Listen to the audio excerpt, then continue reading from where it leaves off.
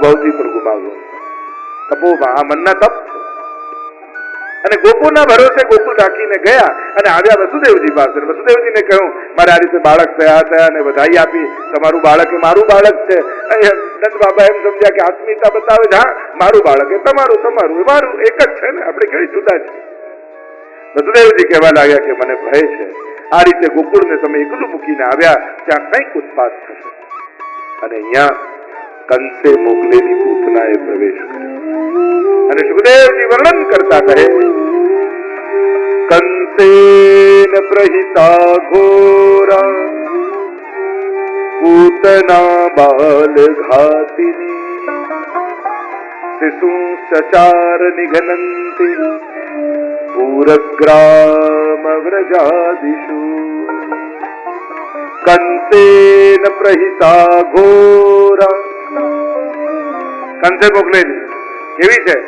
ઘોરા, બાલઘાતી, બાળકોને મારનારી. અને એ પૂતનાએ વિચાર કર્યો કે હું ક્યાં નાના બાળકોને ગોતવા જઈશ, કંસે મને મોકલી તો છે, એમ કરું સ્તનમાં વિષ લગાવીને જાઉં અને જેટલા નવજાત બાળકો નવા જન્મ્યા હોય બધાને મારી દઉં. આમાં હું ક્યાં ગોતવા જઈશ કે કોણ કંસનો શત્રુ છે? એટલે વિષ લગાવીને પૂતના સુંદરીનું રૂપ લઈને પૂતના પ્રવેશ કરે. એટલે કે આપણા ધર્મશાસ્ત્રોમાં બે પાત્રોથી સાવધાન રહેવાની જરૂર છે. અને આ બધા વ્યક્તિઓ નથી, આ બધી વૃત્તિઓ છે જે ક્યાંક ને ક્યાંક આપણા બધાની ભીતર કામ કરતી હોય છે. આ ધેનુકાસુર, અગાસુર, બકાસુર આ બધા આવશે, બધા અધ્યાસો છે. આ બધા અસુરો નથી, વ્રજ ભક્તોની ભીતર રહેલી આસુરી વૃત્તિઓ છે. અને ભગવાન એ આસુરી વૃત્તિઓને મારી અને એમને રાસ માટે તૈયાર કરે છે વ્રજ ભક્તો. તો આ વૃત્તિઓ જેમ ભાગવતની પૂતના અને રામાયણની મંથરા, જે ખોટો વિચાર આપી જાય ઘરમાં એ મંથરા કહેવાય, અને જે આપણા પવિત્ર વિચારોને લઈ જાય એ પૂતના કહેવાય. સમાજમાં ઘણા મળે, તમે ઘણા પવિત્ર વિચાર કરો કે બસ હવે તો ઠાકોરજી પુષ્ટાઈ લેવા છે, એટલામાં કોઈ મળે. હમણાં પુષ્ટાવા હતા, હજી તો ઉંમર નાની છે ને આટલી જવાબદારી છે, પછી સચવાશે નહીં, અપરાધ લાગશે, દોષ લાગશે, નામ એવા ડરાવી દે. ના ના, હમણાં નથી પુષ્ટાવા. કોઈ પુણ્ય ને ભક્તિ કરવા જતું હોય એને પ્રોત્સાહન આપવાની જગ્યાએ ડરાવવો એ પણ અપરાધ છે, એ પણ દોષ છે. કોઈનો ઉત્તમ સંકલ્પ છે, આપણે કેમ નડકાર, આપણે કેમ વિક્ષેપ કરીએ? એ ઉત્તમ કાર્ય કરવા જઈ રહ્યા છે તો એને પ્રોત્સાહિત કરે. પણ પવિત્ર વિચારોને લઈ જાય પૂતના અને ખોટો વિચાર આપી જાય મંત્ર. બધું જ બરાબર ઘરમાં ચાલતું હોય પણ એક વિચાર ખોટો એવો કોઈ મૂકી જાય, આ મંથરા વસ્તુ. અને એટલા માટે સત્સંગની જરૂર છે. કારણ આ વૃત્તિઓ પ્રવેશે ને ત્યારે જ એમને ઓળખી લેવી જરૂરી છે. કારણ જો ઓળખશો નહીં, આ તો સુંદરીના રૂપ લઈને આવશે. મૂળ રૂપે આવે તો માણસ ઓળખી પણ શકે, પણ આ તો સ્વજનો બનીને આવે, મિત્રો બનીને આવે, સગા બનીને આવે, અનેક પ્રકારના સુંદરીના રૂપ લઈને આવે. પણ જે મનને બગાડી જાય એ પૂતના વસ્તુ, મંથરા વસ્તુ. પૂતના આવી રહી છે બ્રજમાં, જેટલા નવજાત બાળકો છે એને સ્તનપાન કરાવતા કરાવતા એના પ્રાણોનું કર્ષણ કરતા કરતા, બાળકને પીવડાવતા એના પ્રાણને ખેંચી લે. અને બાળકોને મારતી મારતી પૂતના ગોકુલમાં પ્રવેશ કરે છે. નંદાલયનો મોટો દરવાજો જોયો, એમ થયું કે અહીંયા પણ સમાચાર એને મળ્યા કે આ નંદ બાબાના ઘરે પણ લાલનનો જન્મ થયો. અને થયું કે લાવ આને પણ મારી નાખો. અને જ્યાં દ્વાર ખોલીને પ્રવેશ કરે છે, ચોકમાં યશોદાજીની ગોદમાં લાલન છે, અને ખબર પડી કે પૂતના આવી રહી છે, એટલે પ્રભુએ નેત્રો બંધ કરી દીધા, આંખો બંધ કરી દીધી, દ્રષ્ટિ ના આપી. અનેક અનેક કારણો બતાવ્યા. મહાપ્રભુજી કારણ બતાવ્યું કે પ્રભુએ દ્રષ્ટિ, અનેક આચાર્યો, અનેક વિચારકોનો ઘણા બધા રીઝન કારણો આપ્યા. પ્રભુએ નેત્રો કેમ બંધ કર્યા, પૂતનાને દ્રષ્ટિ કેમ ના આપી? પહેલું કારણ એ બતાવ્યું કે પૂતના અવિદ્યા છે, મૂર્તિમંત અવિદ્યાનું રૂપ છે. મહાપ્રભુજી કહે છે પૂતના અવિદ્યા અને પંચ પર્વ અવિદ્યા છે. પૂતના એના 5 પર્વ છે: દેહાધ્યાસ, પ્રાણાધ્યાસ, ઇન્દ્રિયાધ્યાસ, અંતઃકરણાધ્યાસ અને સ્વરૂપ વિસ્મૃતિ. આ 5 અધ્યાસ, આ પંચ પર્વ છે અવિદ્યા. એટલે ભગવાન ધેનુકાસુરને મારશે તો ધેનુકાસુરને નહીં મારે, એ ધેનુકાસુર દેહાધ્યાસનું મૂર્તિમંત રૂપ છે. અને ભગવાન ધેનુકાસુર મારશે એટલે જેટલા વ્રજવાસીઓ હશે એમની ભીતર રહેલો દેહાધ્યાસ મરી જશે। જો પ્રભુ 3 કાર્ય કરશે, એક દેવોનું દમન, અસુરોનું મર્દન અને ભક્તોનો નિરોધ, આ 3 કાર્ય ભગવાન કરશે।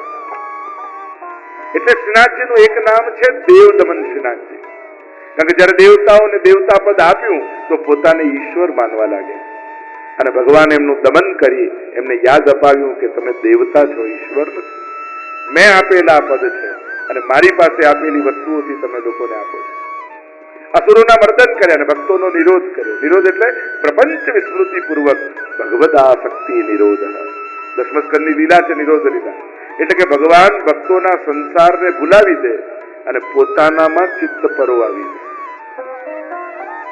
આ લીલાને કહેવાય નિરોધ લીલા, કે બાકી ભગવાન સિવાય બીજું બધું ભૂલાઈ જવાય અને મન ભગવાનમાં જ રહે। અહીંયા આ જુદા જુદા અધ્યાસોને મારી ભગવાન આસુરી વૃત્તિઓને મારે। તો અવિદ્યા પૂતના છે અને પ્રભુની દ્રષ્ટિમાં જ્ઞાન છે, અને જો જ્ઞાન અવિદ્યા ઉપર પડે તો ત્યાં સમાપ્ત થઈ જાય અવિદ્યા, તો પૂતના વધની લીલા ન થાય, એટલે માં દ્રષ્ટિ ના આપે। એક કારણ એ બતાવ્યું કે આંખો બંધ કરીને ભગવાન વિચારે છે કે મારી માં કેટલી, દેવકી માં, યશોદા માં, રોહિણી માં, અને આપણે દૂધ પીવડાવવા આવી એટલે આ મારી ચોથી માં છે, અને કઈ ગતિ આપતી? યા દ્રષ્ટિ બંધ કરીને એમ વિચાર કરવામાં કોઈ એમ કારણ કે મહાદેવજીને યાદ કરે છે, એમ કહે છે કે હું તો માખણ મિશ્રી ખાવા આવ્યો છું, આ વિષપાન કરવું આપનું કામ છે, આપ આવો પીઓ। યા એક કારણ એ બતાવ્યું કે હું તો પુષ્ટિ પુરુષોત્તમ છું, અને પુષ્ટિ પુરુષોત્તમનો સ્વભાવ એવો હોય કે ગુણનું ગ્રહણ કરે પણ દોષનું દર્શન ન કરે। વિષ લગાવવું એ દોષ છે અને પૈપાન કરાવવું એ ગુણ છે।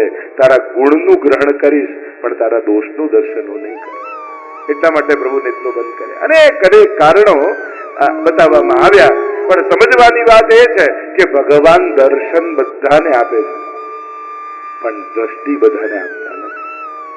તમે નાથદ્વારામાં જાઓ તો શ્રીનાથજીની સન્મુખ હજારો લોકો રોજના નીકળી જાય, બધાને શ્રીનાથજીના દર્શન થાય, પણ શ્રીનાથજીએ કોની સામે જોયું? પ્રભુ દર્શન બધાને આપે છે, દ્રષ્ટિ બધાને નથી આપતા। પ્રભુની કૃપા દ્રષ્ટિ બધાને નથી મળતી। અહીંયા પૂતના સુંદરીનું રૂપ લઈને પ્રવેશ કરે છે, યશોદાજીની ગોદમાં લાલન છે ને બાજુમાં આવીને બેસી ગઈ પૂતના, અલક મલકની વાતો કરવા લાગીને યશોદાજીને પણ થયું કે ક્યાંક કોઈ દેશની રાણી લાગે છે, જોને મારો લાલનનો યશ કેવો ફેલાયો છે, ચારે બાજુ એના બસ એના જ વખાણ અને એની જ પ્રશંસાવા છે, અને દૂર દૂરની રાણીઓ મારા લાલનના દર્શન કરવા આવે છે। અને જ્યાં યશોદાજી સાથે વાત કરી રહી હતી ત્યાં જ યશોદાજીને કઈ ઘરનું કાર્ય યાદ આવ્યું, એટલે લાલનને લીધા અને પૂતનાની ગોદમાં આપી દીધા, અને કહ્યું કે થોડી વાર મારા લાલનને સાચવશો, હમણાં હું થોડું ઘર કાર્ય કરી આવું। અને પૂતનાને તો જે મોકો જોઈતો હતો એ મળી ગયો। જો વિચાર કરો, મારવા માટે જેને લાલનને ગોદમાં લીધા એને પણ ભગવાન માની ગતિ આપે, તો શ્રૃંગાર કરવા માટે તમે ગોદમાં લો તો ઠાકોરજી તમને કઈ ગતિ નહીં આપે? એને તો મારવા માટે ગોદમાં લીધા, કોઈ ઉદ્ધાર થયો, તો આપણે તો ઠાકોરજીને લાલ લડાવવા માટે ગોદમાં લઈ અને ઠાકોરજીને શ્રૃંગાર કરી। પેલા એ તો વિષપાન કરાવીને દૂધ આપ્યું તોય માની ગતિ આપી, અને તમે લોકો તો કેસર ને બદામ ને પિસ્તા મેળવી ચાંદીની કટોરીમાં ભોગ ધરો તો ઠાકોરજી તમારા પર કઈ કૃપા નહીં કરે। પૂતનાના પ્રસંગથી એટલું તો નિશ્ચિત છે કે ભલે અધમ વસ્તુ હતી, પૂતનાનો ભાવ પણ ઉત્તમ નહોતો, પણ એની ક્રિયા માં જેવી હતી, અને ક્રિયા માં જેવી હતી એટલે ભગવાને એને માની ગતિ આપી। ઘણી વાર લોકો પ્રશ્ન કરતા હોય, અમે સેવા તો કરીએ, મહાપ્રભુજીની પ્રણાલિકા પ્રમાણે કરીએ, પણ ભાવ નથી હોતો, તો ઠાકોરજી સેવા અંગીકાર કરતા? અરે તમારો ભાવ ભલે ન હોય પણ તમારી જે રીત છે ને એ સેવા રીત પ્રીત વ્રજજન કી, તમારી પ્રક્રિયા વ્રજ ભક્તો જેવી છે, એટલે ઠાકોરજી તમારા ભાવને ન જોતા તમારી ક્રિયાને જોઈ વ્રજ ભક્તો જેવી કૃપા તમારા ઉપર કરે। કારણ કે જો પૂતનાને માની ક્રિયા જોઈ માની ગતિ આપતા હોય તો તમારી વ્રજ ભક્તોની ક્રિયા જોઈ તમને વ્રજ ભક્તોની ગતિ નહીં પેટા કરે। ઘણી વાર લોકોને આમ ભાવ થાય ને પછી સેવા પધરાવીશ, આમ ભાવ થાય ને પછી બ્રહ્મ સંબંધ લઈશ, આમ ભાવ ન થયો તો જિંદગી એમને જતી રહેશે. લવ મેરેજ ના થાય તો એરેન્જ મેરેજ કરી દેવા પ્રભુ સાથે. લવ મેરેજમાં શું હોય, પહેલા પ્રેમ કરે પછી પરણે. એરેન્જ મેરેજમાં શું હોય, પરણી જાય તો પછી ધીમે ધીમે સાથે રહેતા રહેતા પ્રેમ થઈ જાય. એમ ઠાકોરજી સાથે લવ મેરેજ નથી થતું તો એરેન્જ મેરેજ કરી દો. પધરાવો તો ખરા, એને ગોદમાં લો તો ખરા, એને શિંગાર ધરાવ તો ખરા, એને ભોગ ધરો તો ખરા. એ કરતા કરતા એવો પ્રેમ પ્રગટશે કે તમને એમ લાગશે કે તમે વ્રજની ગોપી છો ને એ તમારો કૃષ્ણ છે. આવો ભાવ જન્મ જન્માંતરનો ભાવ પ્રગટ થઈ જશે. અને એટલા માટે ભક્તિ કરવા માટે ભાવ પ્રગટે એની બહુ પ્રતીક્ષા પણ નહીં કરવી. આપણે ઉત્તમ બનીએ પછી જ ઉત્તમ કાંઈ કરીએ એવી પ્રતીક્ષામાં બેઠા રહેશો ને તો તમારા હાથે કોઈ ઉત્તમ કાર્ય જ નહીં થાય. ઉત્તમ વસ્તુ કરવા લાગો, એ કરતા કરતા તમે ઉત્તમ થઈ જશો. પ્રભુ તમને ઉત્તમતાનું દાન કરી દેશે. તમે ક્રિયા કરવા લાગો વ્રજભક્તો જેવી, એ કરતા કરતા ઠાકોરજી પ્રસન્ન થઈ તમને વ્રજભક્તોના ભાવનું દાન કરી દેશે. આપણે લોજિક કેવા, અમને આવડતી નથી ને સેવા એટલે પધરાવતા નથી, અમને આ પાઠ આવડતો નથી ને એટલે કરતા નથી. કેટલો રોંગ લોજિક છે. એમ કે મને તરતા આવડી જાય તો જ પાણી ન અડું, નહીં તો અડું જ નહીં ને. તો ક્યારે તરતા આવડે? પાણીમાં કૂદે અડે તો જ તરતા શીખે ને. એમ સેવા કરશો તો આવડશે, પાઠ કરશો તો આવડશે, અને જે નથી આવડતો એને 2 વાર વધારે કરો તો જલ્દી આવડી જાય. મૂકી દેશો તો ક્યારે નથી આવડવાનું.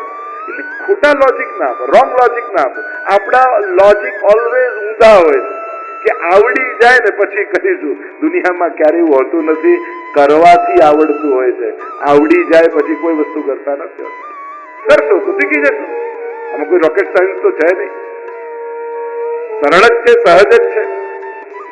અને એટલા માટે કરો, અભાવે પણ કરો. મહાપ્રભુજીના શબ્દોને યાદ કરો. સોડસગોજના ભક્ત દ્રોહે ભક્ત્યા ભાવે ભક્તેશ્ચા અતિક્રમે કૃતે અશક્યેવા સુશક્યેવા સર્વથા શરણમ હરિ. ભક્તિના અભાવમાં, ભક્તિના દ્રોહમાં ભગવાનના શરણમાં જતા. ભલે મન નથી તોય કરો, ભલે અભાવ છે તોય કરો. કરશો ને પ્રભુ પ્રસન્ન થઈને ભાવનું દાન કરશે. એ જ ભાવ એ પુરુષાર્થનું ફળ નથી, કર્મનું ફળ ભાવ નથી. કર્મનું ફળ એ પ્રેમ નથી. કર્મનું ફળ પુણ્ય હોઈ શકે, પાપ હોઈ શકે. ભાવ તો કૃપાનું ફળ છે. અને એટલા માટે કૃપા પ્રાપ્તિ માટે તમારે જેના ઉપર કૃપા કરી ઠાકોરજી એના પગલે ચાલવું પડશે. યદ્યદાચરતિ શ્રેષ્ઠ તત્તદ દેવેતરો જના મહાજનો યેન ગતા સપંથા.